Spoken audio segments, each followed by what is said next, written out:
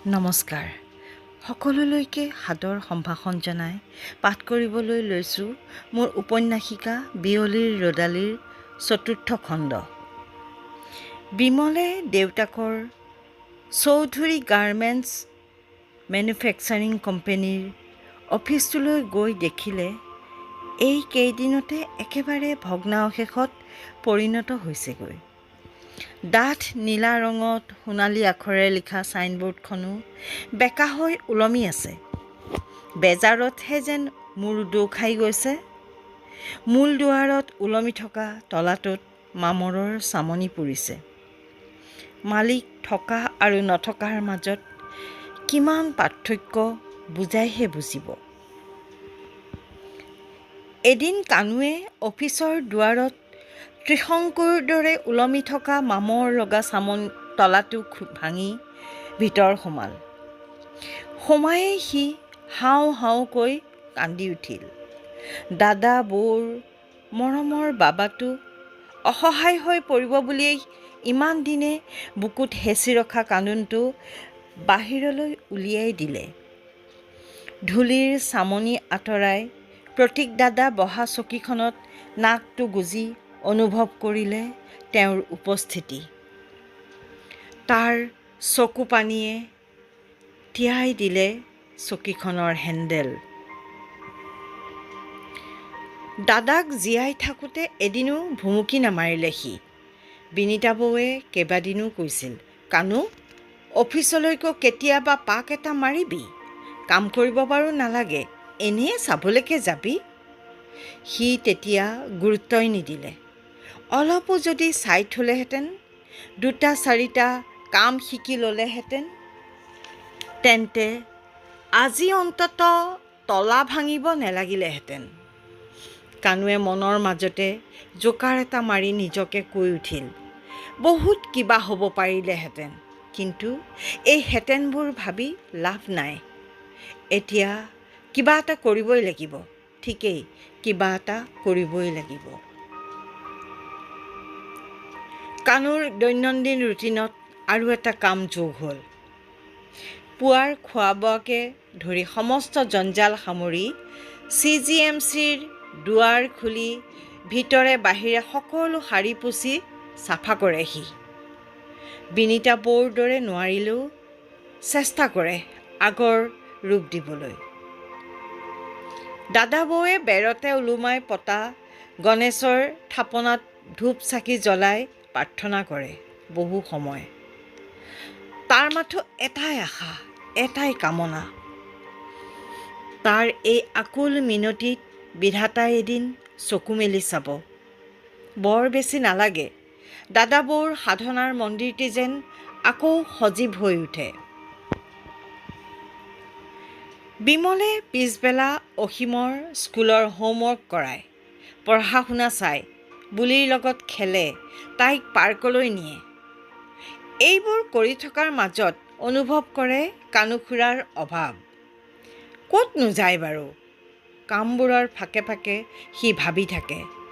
আবেলি 3 বজাতে গৈ ৰাতি 9 বজাৰ পিছতহে হাতত দুটামান খোৱা বস্তু লৈ ঘৰ সোমায়হি। বিমলে দুবাৰমান সুধিও উত্তৰ পোৱা নাই, বাৰে বাৰে ফালৰি কাটি যায়। কানুৰ ব্যৱহাৰত বিমল হতাশ হৈ পৰে, অভিমান হয় তাৰ। বুলিয়ে প্ৰায়ে আমনি কৰে বিমলক। বৌদা মা দেউতা ক'ত গ'ল? বিমলে ভাবি নেপায় কি উত্তৰ দিব। মৰমেৰে কয়, ভণ্টি আমাৰ মা দেউতা আকাশৰ তৰা হৈ গ'ল। বুলিয়ে তাৰ মুখলৈ আগ্ৰহেৰে চাই সোধে, সঁচা? মোক নিনিলে কেনে? বেয়া পাইছোঁ, চবকে বেয়া পাইছোঁ। বিমলে লৰালৰিকৈ উত্তৰ দিয়ে, বেয়া নাপাবা ভণ্টি, মা দেউতাৰ বৰ লৰালৰি হ'ল। অফিচলৈ যাবলৈ মাক দেউতাকৰ লৰালৰি হোৱা তাই দেখিছিল। বিশেষ বুজাৰ বয়স তাইৰ হোৱা নাছিল যদিও লৰালৰি শব্দটো শুনিছিলে। সেয়ে ক'লে,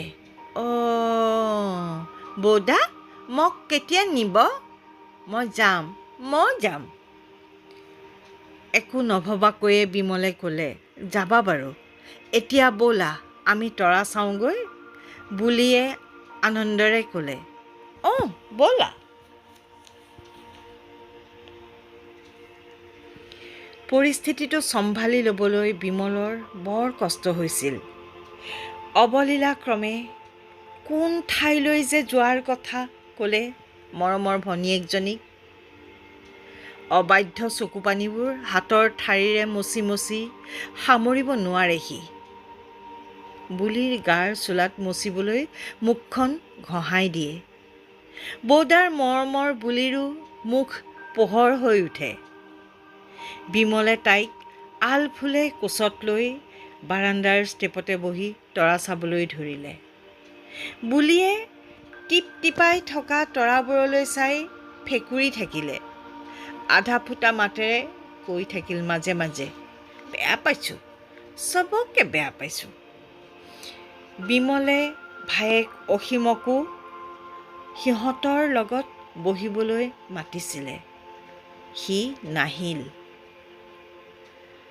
বিমলে মন কৰি আছে, আজি কিছুদিনৰ পৰা অসীমৰ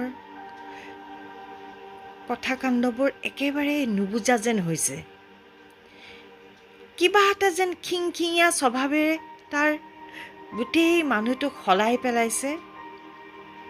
সকলো কথাতে খং উঠে তাৰ, সকলো কথাতে আপত্তি, সকলো কথাতে ওজৰ ধৰে।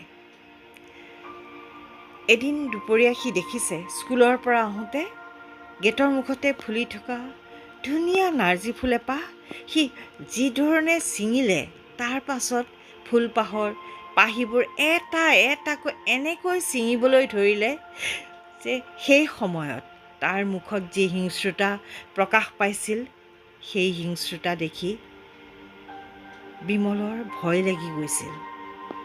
কিয় এনে হ'ল? সকলো সময়তে কিবা এটা দলিয়াই বা ফৰ্মুটিয়াই থকাটোৱেই তাৰ অভ্যাস হৈ পৰিছে। কি কৰিব? সি একো নুবুজে, কিন্তু ভায়েকক সি হেৰুৱাব নোখোজে। ভনীয়েক ভায়েকক লৈয়েতো তাইৰ এতিয়া সমস্ত পৃথিৱী। সি অসীমৰ দুখবোৰ বুজিবলৈ যত্ন কৰে। সি দেখিছে অসীমে খং কৰে, কিন্তু মাক দেউতাক নাই বুলি অকণো কান্দাৰ কথা নাভাবে, চকু পানী নোলায় তাৰ। নিশ্চয় তাক কন্দুৱাব লাগিব, সি কান্দিব লাগিব, তেতিয়াহে সি শান্ত হ'ব। সি শান্ত নহ'লে বিমলেও শান্তি নাপাব যে।